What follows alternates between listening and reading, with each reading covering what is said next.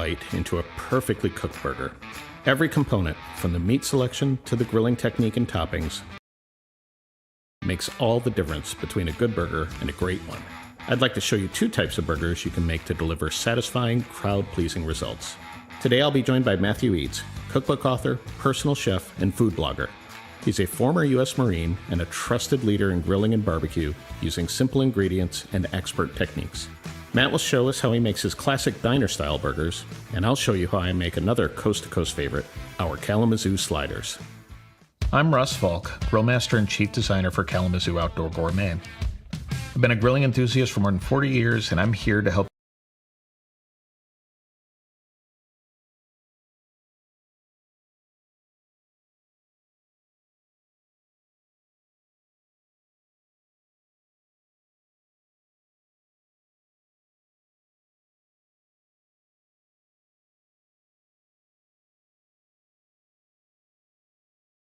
you master the techniques that will take your live fire cooking to the next level. All right, Russ, hybrid fire grill. You know I love this thing. Talk to us a little bit more today about the surfaces. Yeah, I know one of the things that you like is how much heat these heavy surfaces hold and how they really are good for browning. But in terms of browning, we have several different patterns for different styles of cooking. The one in the middle, we call that our meat pattern. Right. It's the most wide open, wide exposure to the flame, so it's a great all-purpose surface. Sure. Our veggie surface is basically the same thing, but with the slots narrowed down a lot more. Right, so asparagus and green beans don't fall through. You don't have to use those veggie baskets.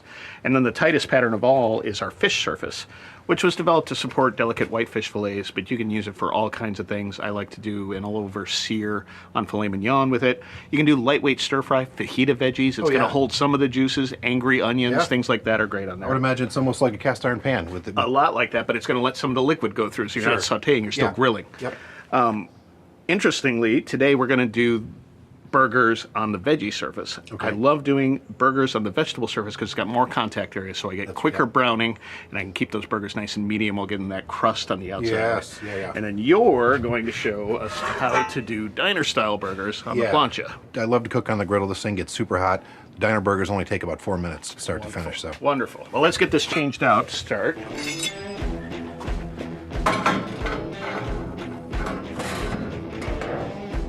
We'll swap this in, then we're all ready to get some charcoal going for our burgers. all right, let's do it. Okay.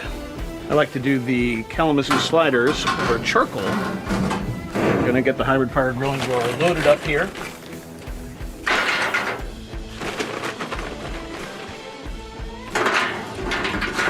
One real nice thing is I'm gonna be able to use the warming rack high above the fire to get my onions started while the charcoal fire is getting going. That single layer there will do it.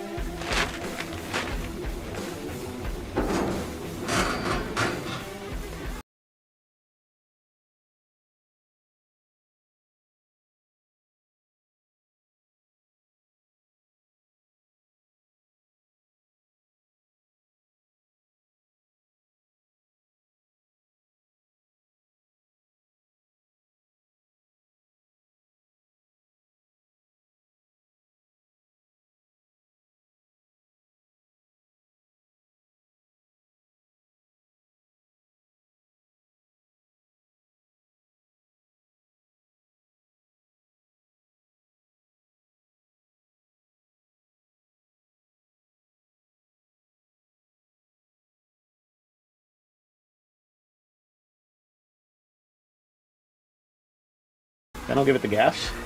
Every burner in the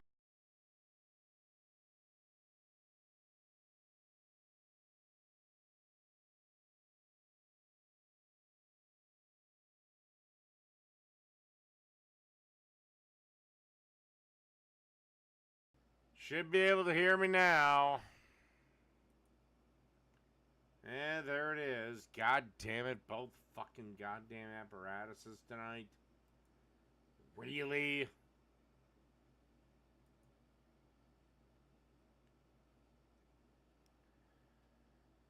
But seriously, you...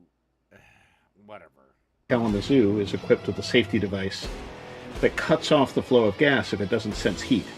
I've got to give that safety device a little bit of time to heat up before I let go of the knob. For the Kalamazoo sliders, I want to get some grilled red onions going.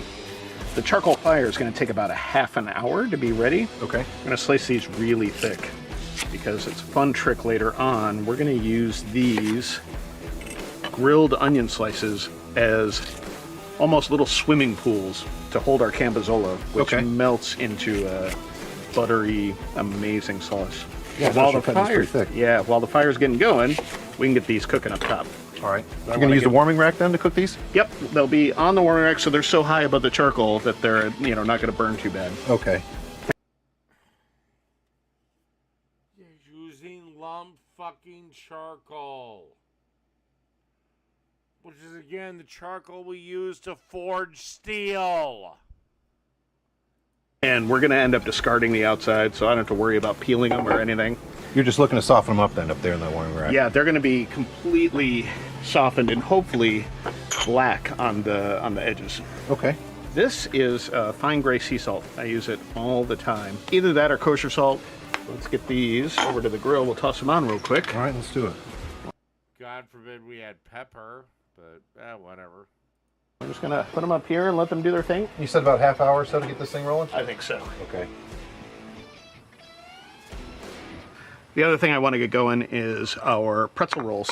We're going to get a good dose of olive oil on these. Okay. And we'll grill them a little bit. We're just looking to get a little char on the bun. Yeah, just some nice, beautiful browning. The only ingredients on this are the grilled red onions, the patties, the pretzel buns, and then the Cambozola cheese. All right, so let's get started on those patties. Okay. Let me get out of your way here.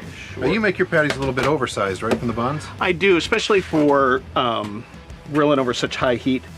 I like the patties to be a certain thickness so I can get them nice and medium while still getting a really good crust on the outside. Right. Which is why we do these as quarter pounders. Sure. If I did these as a full size hamburger, they'd be half pounders. Right. You know, which is a lot. So what I like to do, actually, why don't you grab one of those buns there? Yeah, sure. With your clean hands. Yep. So if you hold that up over there, We're looking at... I basically think of the inside of my hand, that sort of curve, as the size of the bun. I want the patty to be the outside of my finger. Okay. They're gonna shrink up to be about the size of the bun. Right. I don't like it when the Dude, that patty looks like shit. burger ends up smaller, obviously. Sure. Yeah, so yep. And I noticed you've got... And I'll be damned if I'm gonna do a slider in quarter pound fashion. The most meat I'll give a slider is fucking 3 ounces. Hell, I can make goddamn burgers out of 2-ounce balls. kind of a raised lip around the bun too. Yeah, I recess the centers because they tend to puff up in the middle. Right. So what this does is they're going to shrink down to the diameter I have never once fucking had this trick work ever. of the bun, and they're going to turn out flat. Okay, perfect. If we didn't recess the middle, and I think I first learned this trick from Bobby Flay, if we don't recess the middle, it puffs up in the middle. Yeah. And then that's why you get those burgers that are almost raw on the inside and well done on the edge. So we give it a good chance of coming out even by being recessed in the middle to begin with. And we're looking at about 3/4 of an inch thick here or so? Somewhere in there. Yeah. Yep. All right, so do you season these up then after you patty them out, I guess? I do. So these are just 85-15 lean ground beef. This is actually grass-fed ground beef. I think it works well for these burgers. Okay. I give them a nice coating of olive oil, which is going to help with the crust on the outside. Sure.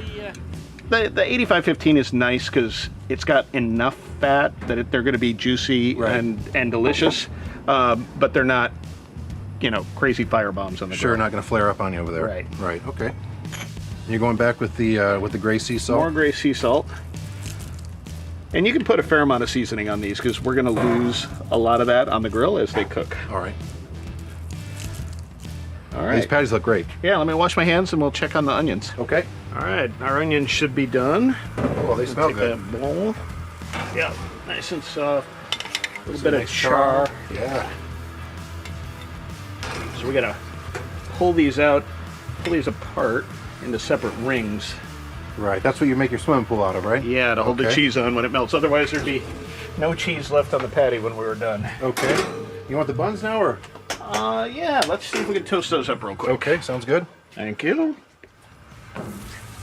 2 by 2.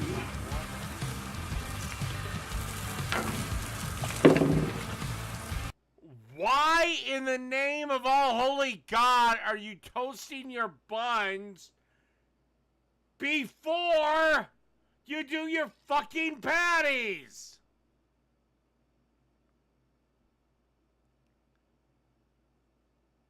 The fuck is wrong with you?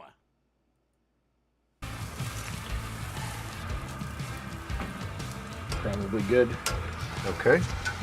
Nice and toasty. I like that. Yeah. He hasn't cooked his fucking meat yet.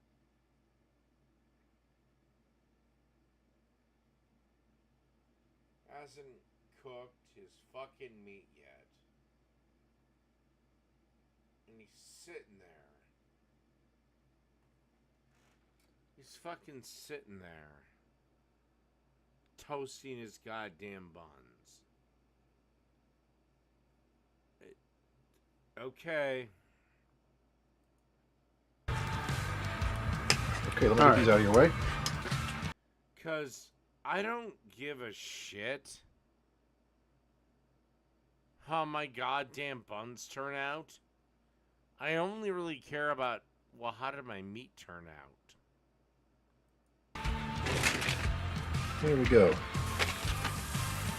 You said about 3 minutes aside on these? Should be somewhere in there, somewhere between 2 and 3. Okay. We're running pretty hot today. That corbata. Well, no shit. You have lump charcoal in there. Cacho Blanco charcoal sure does. This is why I hate what grilling is starting to become. And fuck you, Steve Reichlin, for making it happen. Grilling is now becoming the art of the pretentious cocksucker. And again, one more time, fuck you, Steve Reichlin, for making it happen. And by the way, I can outgrill any motherfucker on the planet. Get ripping. Yeah, I can feel it. Oh, and Jake, if you want to challenge that statement, go right the fuck ahead. Where the fuck is your response to one of my recipes, boy? Where is it? You're still all pissed off with me. From here. I'm going to go in here and rotate each patty about 90 degrees for a little bit before we flip it. Kind of maximize the browning we get from those veggie grates. All right, I don't care. I'm going on to actual Jake. I want to scream. Again, Jake just made this yesterday. This is the only thing of me that he does. He's still pissed off with me.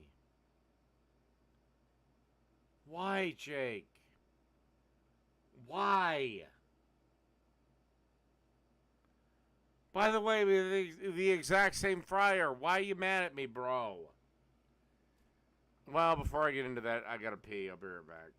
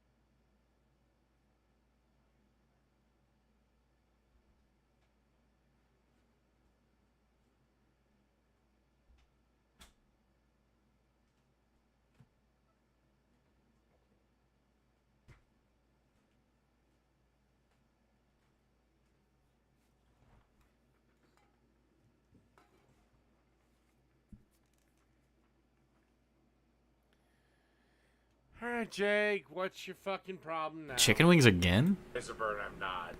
Jake has no problem revealing himself. Revealing himself? They're really easy. The first... But he usually likes to try to ambush me while I'm drunk. Wait, he thinks I try to ambush him? You kinda did, bro. You kinda did. Whatever, I don't care. You know, the live streams is still both up at yours and mine's channel. That's wild. You are always drunk. How could I not? Are you just spooked by me? He's just always so drunk. He's watching the chicken wing video again, though. Does he watch? I'm always so drunk.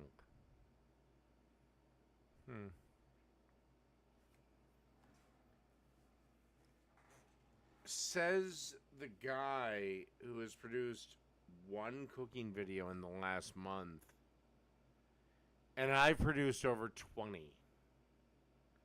I produce every week 3 videos, including a July 4th special. So, really, how am I able to get all this shit done then, boy?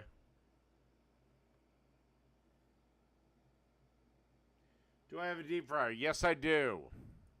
Watch the whole thing again? No, he bails out. I'm not even... Dude, I don't even start frying the chicken wings before he bails out? Oh my fucking god, dude. Why is he like this? Why are you like this?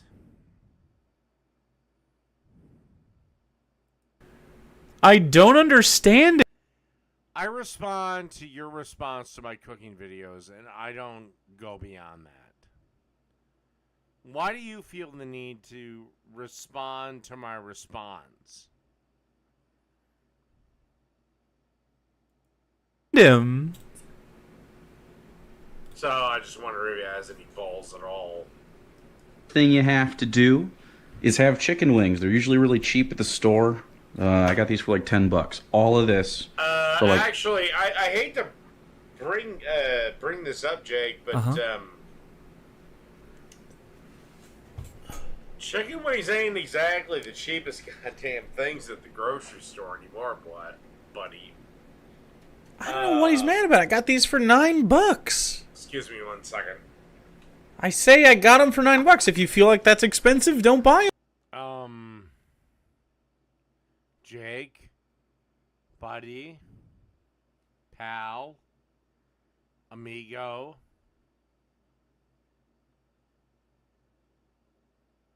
Chicken wings used to be the cheapest part of the chicken. No one in their right mind would have paid $9 for chicken wings. And then, I don't know what happened. Buffalo Wild Wings or tailgate culture or whatever. Doesn't matter. Is what it is.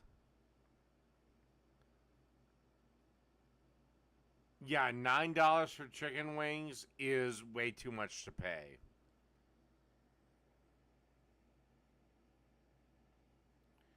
Again, I come from the generation, I'm probably a little bit older than you.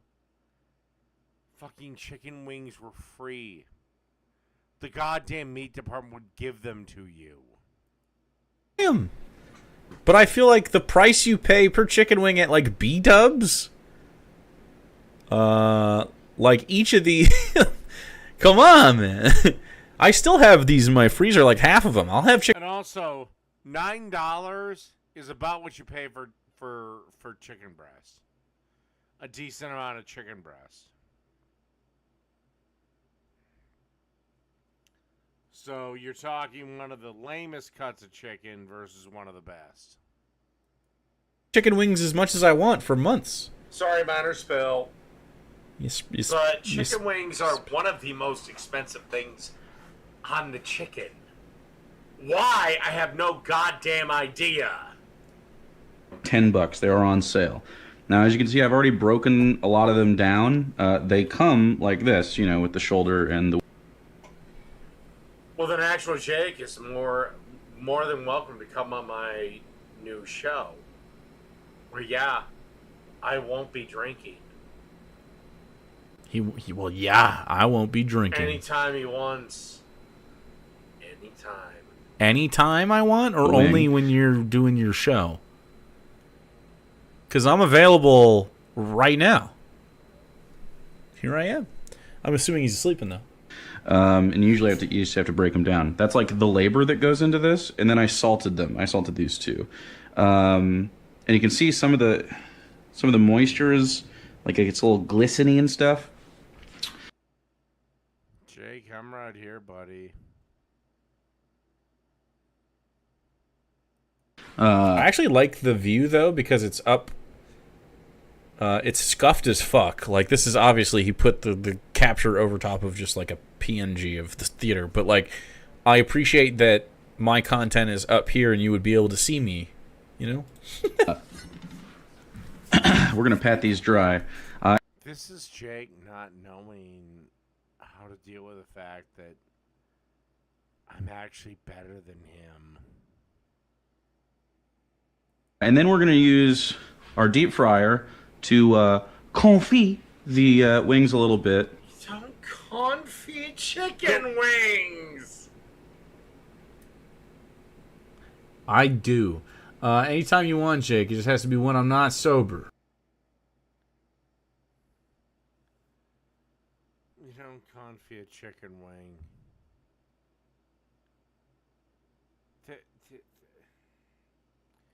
Whatever, fine. You want to confit? Fine, fuck it. I don't care. It'll taste like shit. Or ignore that. I'm never sober when I'm streaming, and this makes me sound confident. That's true. I'll talk to you if I'm fucked up. I don't care. You're not that big a deal.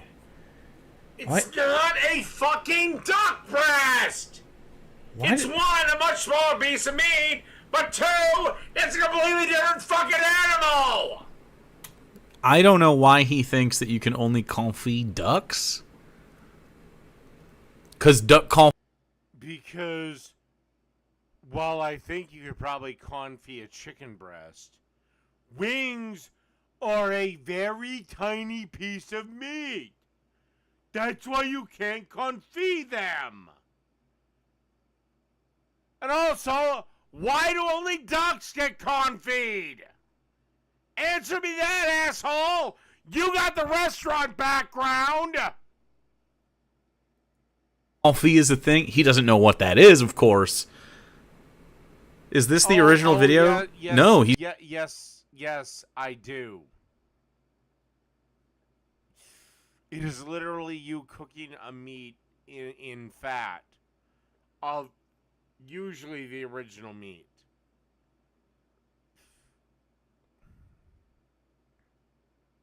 Okay, you're not cooking chicken fat. You're deep frying. You can't confit in a deep fryer either. Confit requires a baking, an oven.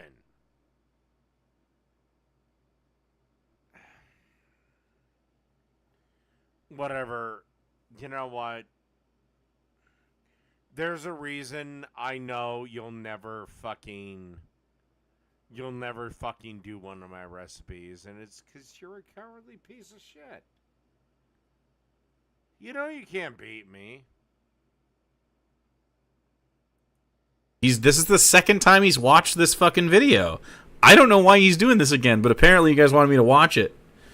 His mic is, I think, his headset mic and not his Yeti. That'll take a little time, but most of the... The reason the duck is confit is to get all the extra fat out of it! Is he mistaking what, like, rendering and confit is? Like, because he knows that you have to render duck fat, and he knows that duck confit is a thing, and he thinks the two things are the same thing? I bet that's what he's doing. It's so interesting to, like, just when people are just ignorant of what they're talking about, and they're just so dug in on the actually I do know what I'm talking about. Please. know that you could brine or marinate a duck for 2 days and roast it and have a mighty fine duck. You don't have to confit duck. You'd know that. Jake, buddy, you'd know that. You'd know that confit chicken is, well, fucking impossible. Because chicken fat is trash fat. There's no flavor, there's no nothing.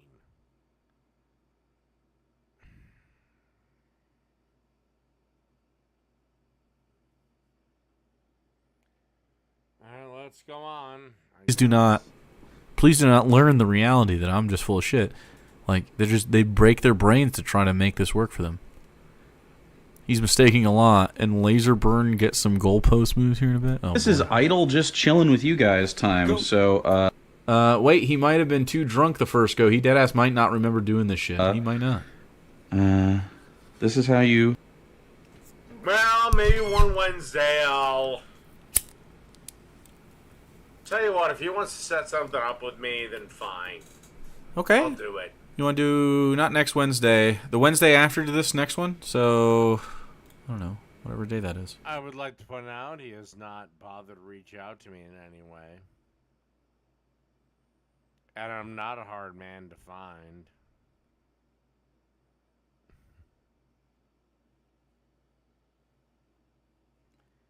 Alright, I'm done with this shit. Jake, you suck at cooking. You're trash. You think you're better than me. Okay, fine. Every man has a right to his own opinion, but, just one thing. Make something that I did better than me. And I have a few over the plate numbers. Because I've been doing this channel for a while now.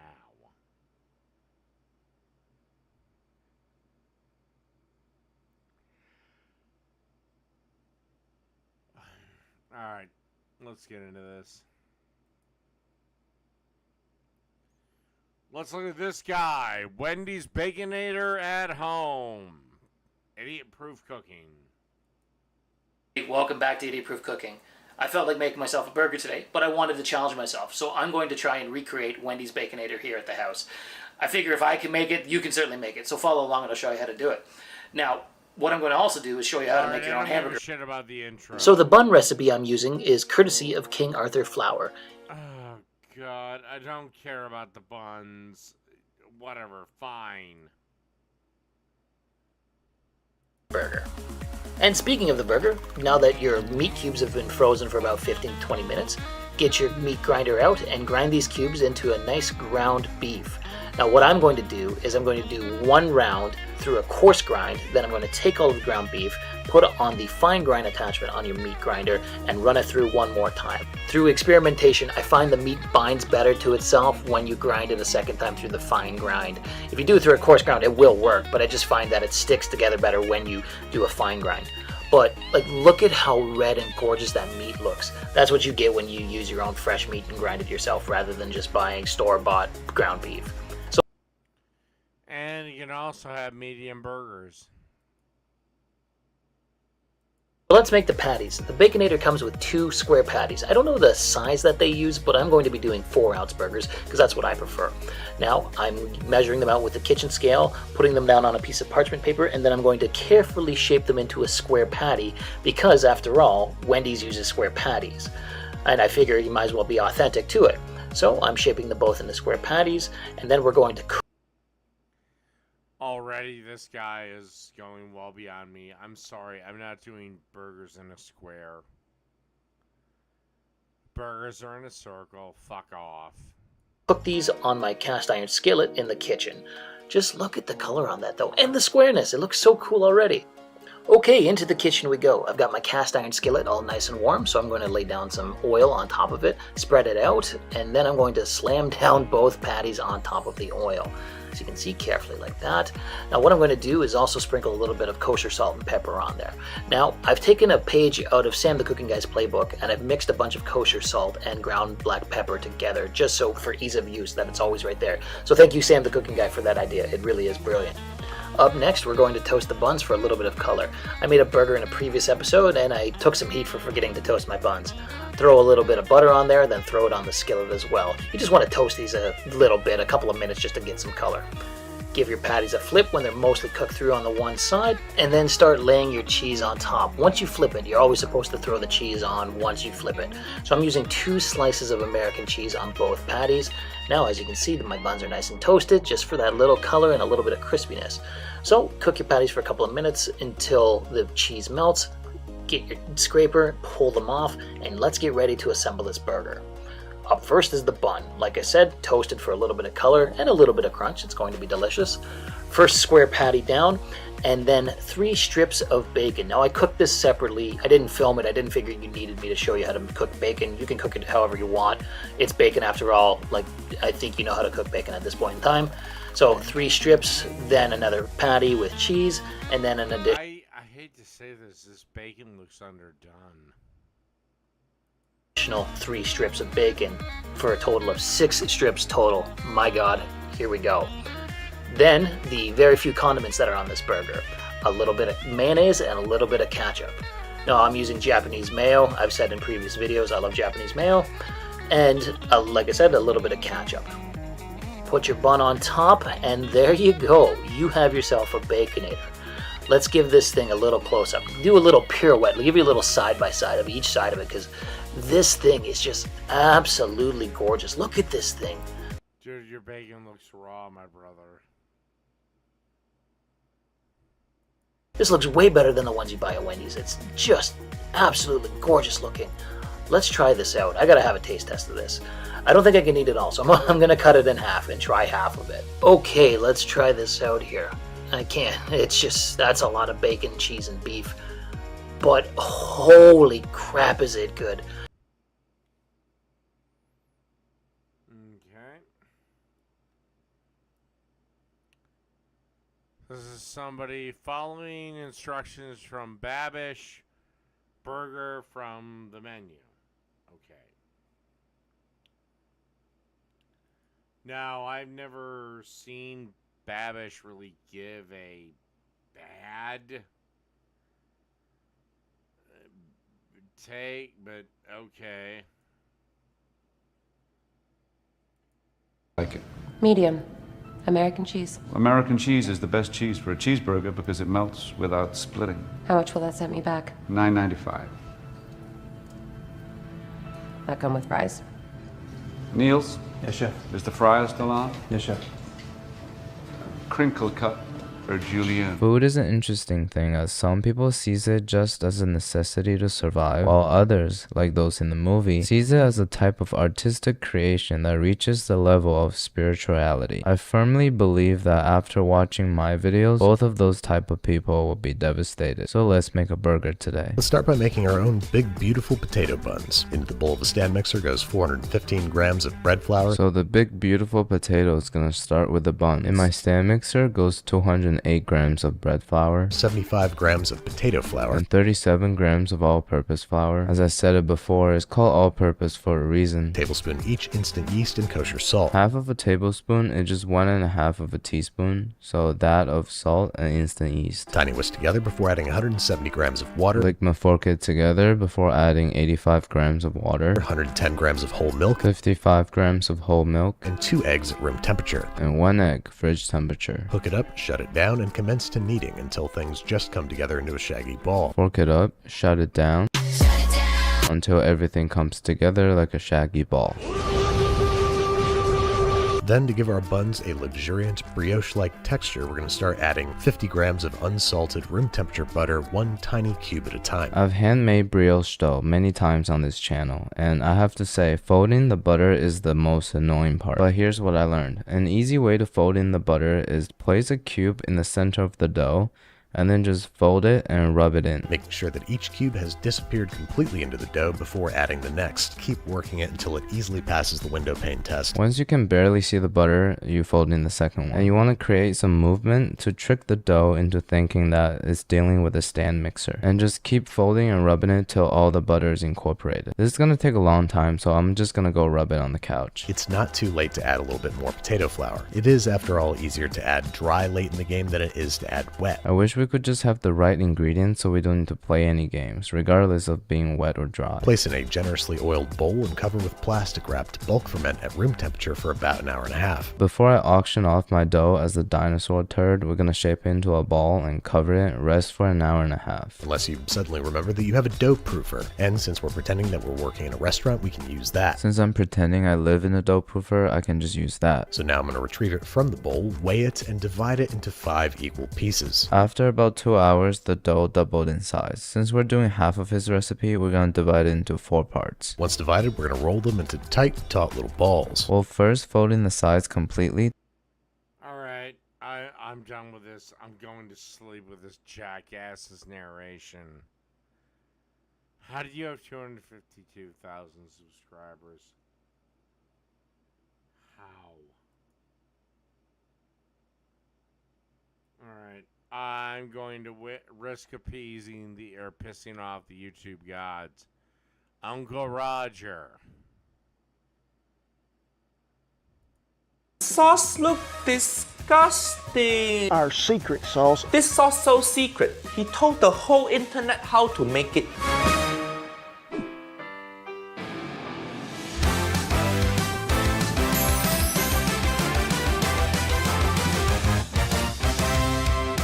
This video sponsored by Heineken. They have new product called Heineken 0.0. Same great taste as Heineken original beer, but now you can drink as much as you want and you won't get drunk. Uncle Roger can even drink this when I'm filming now. So good. Sometimes you wanna have beer for lunch, but so many people judge you. They say he alcoholic, he drink too much. That's why you need Heineken 0.0. Now you can enjoy a beer and still go back to work. Also, many Asian people, when we drink, we get Asian glow. Our face turn red. Not a good look. You need Heineken 0.0. You can drink beer, but your face stay normal. So Malaysian niece and nephew, go to Drinkies.my and get Heineken 0.0 delivered to doorstep today. Reminder to all my niece and nephew to stay home, stay safe, and socialize responsibly. And now we start video. Hello niece and nephew, it's Uncle Roger. Hope niece and nephew had a good Lunar New Year, Valentine's Day last week also. But Uncle Roger don't celebrate that. Love is not real. Go see my nephew Nigel talk about his stupid love story in his latest podcast, link above. Go watch it after you watch this video. Today, Uncle Roger gonna review another fried rice video. This time, it's from this cowboy guy, Kent Rollins. Best ever fried rice recipe. Uncle Roger didn't know cowboy people like egg fried rice also. Okay, let's see how he do. Hey, y'all seen me cook some fried rice not too long ago. Mexican style, right? But did you think the cowboy could be doing it Asian style? This is the best fried rice ever with a secret sauce.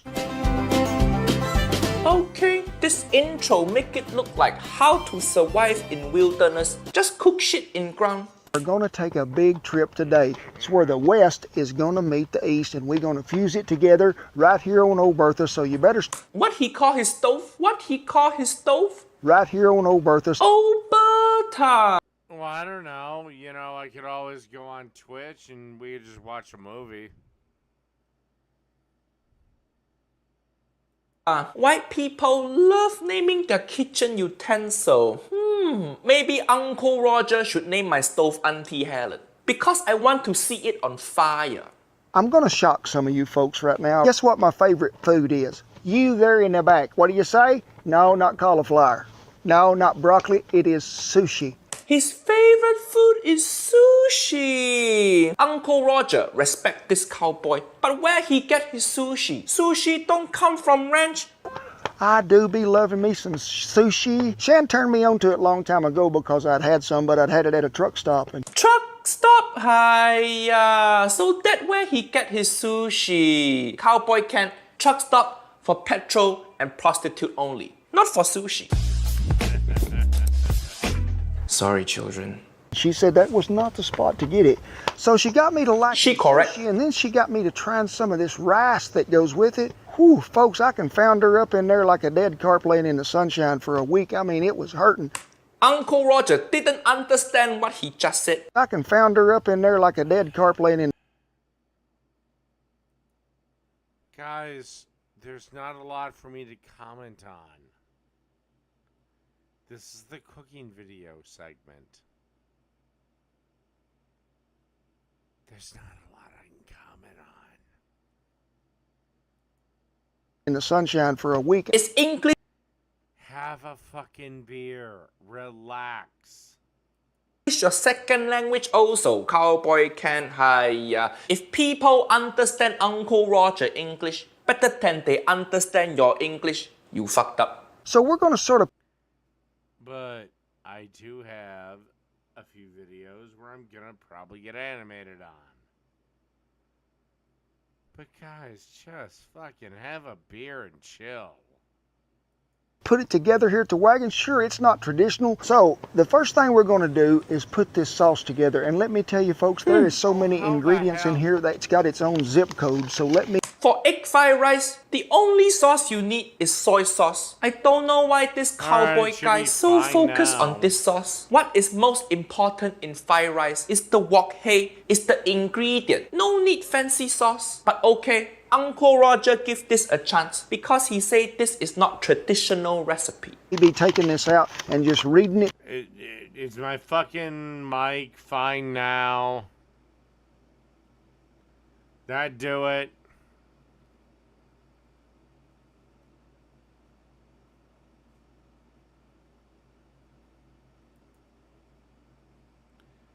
Alright, fuck it. Let's go roast beef over an open fire. And considering I don't give a rat's ass about history. Well, actually, I don't give a rat's ass about cooking history. I'm gonna shit all over this. In this episode, we're doing a simple recipe, but I believe it's going to be very delicious. This one's right out of Amelia Simmons' American Cookery Cookbook, Roast Beef.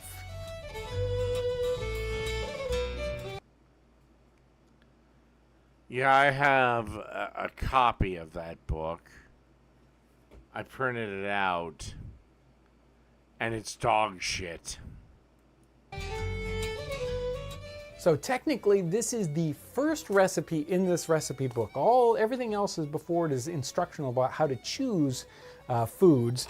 But recipe number 1 is to roast beef. Let me read this to you. It's pretty simple. The general rules are to have a brisk hot fire, to hang down rather than to spit, to baste with salt and water, and 1/4 of an hour to every pound of beef. Though tender beef will require less time, while old tough beef will require more roasting. Pricking with a fork will determine whether it's done or not. Rare done is the healthiest and the taste of this age. Now, I thought this recipe is very interesting. If you check a lot of recipe books, especially the English recipe books in the 18th century, not that many of them actually have roast beef recipes. Most of the time, it's either roasting other meats or doing different things with beef. Now, either that's because roast beef was so common that they didn't think that you needed directions, or the beef of that time period was too tough to roast. I'm not sure which one is true. I'm guessing the latter rather than the former, but we'll find out. I've got a simple sort of round roast here, and we're going to try roasting it over the open fire. So she calls for hanging this, not putting it on a spit. So I'm gonna go ahead and tie this up with some cordage I've got here. I want to make sure that in the end, this fat cap ends up on top, at least at the beginning of the cooking process, so the fats go down through the meat and we don't lose that. So we want to make sure that this ends up on top.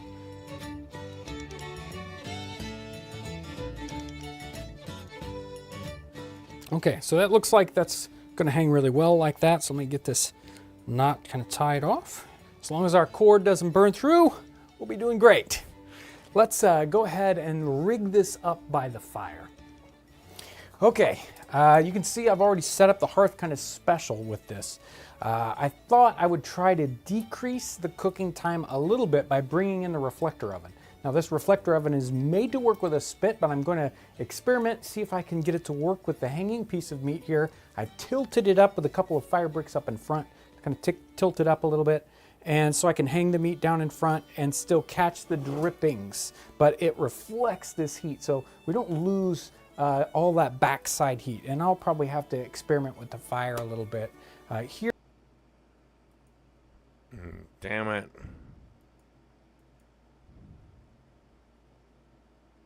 In this episode, hearth kind of special with this. I thought I would try to decrease the cooking time a little bit by bringing in the reflector oven. Now this reflector oven is made to work with a spit, but I'm going to experiment, see if I can get it to work with the hanging piece of meat here. I've tilted it up with a couple of fire bricks up in front, kind of tilt it up a little bit, and so I can hang the meat down in front and still catch the drippings, but it reflects this heat, so we don't lose all that backside heat. And I'll probably have to experiment with the fire a little bit. Here you can see, let's go ahead and hang. Why did you put the fucking thing on a smoker? This and get it started. So here is our piece of beef here. And I don't know. I'm not that fucking hardcore. I mean, I love goddamn history, but I'm not that fucking hardcore. Hopefully, I'll continue to experiment and get that just right. There we go. Now she calls for a high brisk fire, and that's why I brought this fire. You can see I've kind of raised it up on top of fire bricks so that not all of the heat kind of goes in from the bottom, but we're kind of trying to get some side heat on this. So we actually, every kind of fireplace or every kind of open fire pit, you're gonna have to do your own little experimenting about how you can get this fire to not be basically underneath it, but get the meat beside this. So I'll continue to experiment with this, and I also have to be ready as this starts to cook up to baste it with basically salt water, what she calls for. So water and salt. Now some of those earlier English ones have some other bastings that come into this when you roast beef in this manner, but those kind of fancy bastings come in at the very end of the cooking. So, and this one's just very simple. It's just salt and water. So that's what we're going to get going with this. So we want to come back to this every so often. This isn't something you really want to leave go too much all by itself, but we want to stay here. We want to, keep it spinning every minute or so. We come in here and spin this. If we need to, we can, pick this up, change the loop around so that the other side kind of stays if we're not going to spin it a lot, and continue to tend the fire so that we have a nice, clear, bright flames that are sort of beside it. Again, that's what we're trying to. And of course, we have to keep basting this thing too. We don't want it to dry out. So it isn't something that you leave behind. In fact, if you look at the paintings, sometimes there'll be a little boy by the fire who's continuing to either crank the spit or, tend these things as they're cooking. So they almost always have somebody that's continually tending these. Again, remember the timing on this. She said that's about 15 minutes per pound. This guy is running, I don't know, probably 2.5, 3 pounds. So it should take half hour, 45 minutes. We might shrink the time by having this reflector oven. As thick as I'm thinking this piece of meat is, I'm worried that it's going to take a little longer. So, we'll just see how it turns out. I mean, again, this is an experiment. I've never done one quite like this, so I'll cook it until I feel like it's done.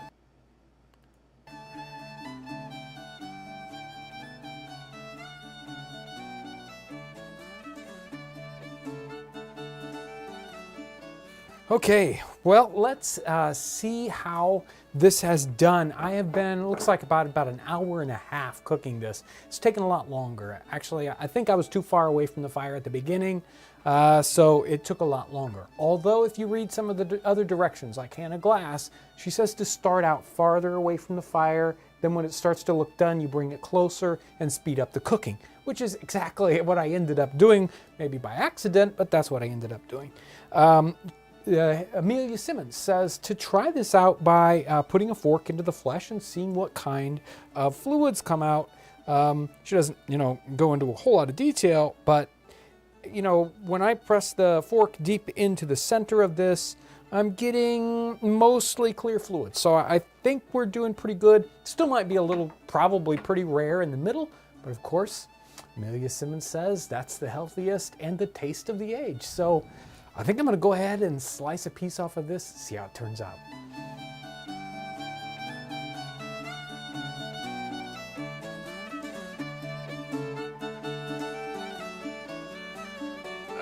Okay, I'd say that's closer to medium rare, if not medium. That ain't fucking raw, my friend. Again, that's closer to medium.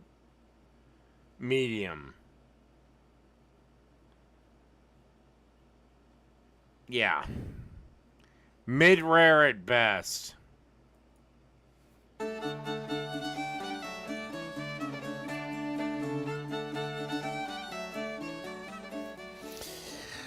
Wow, you could start to tell when this was getting done, when the it really comes up with the smell that you're, really salivating for.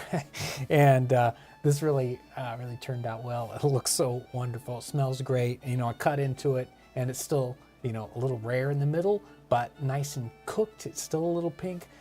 For a nice big piece of meat like that, I think that turned out pretty much perfect. I couldn't have done it. I couldn't have guessed any better.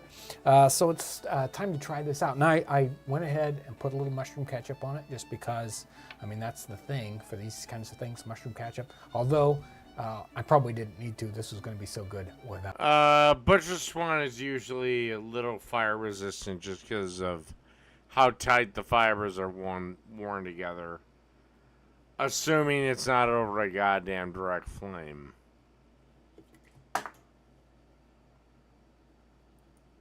About it, but I had to do it because mushroom ketchup is so great. So let me cut up a little bit here and we'll try it out.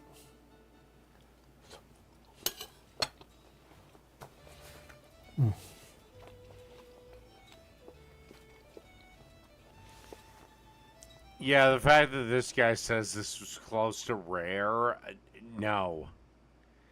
This, my friend, was medium rare. And that's me being very generous with the term. It was, again, you're one of these jackasses that thinks well done steak is good. Amazing texture and wonderful smoky flavor along with the mushroom ketchup.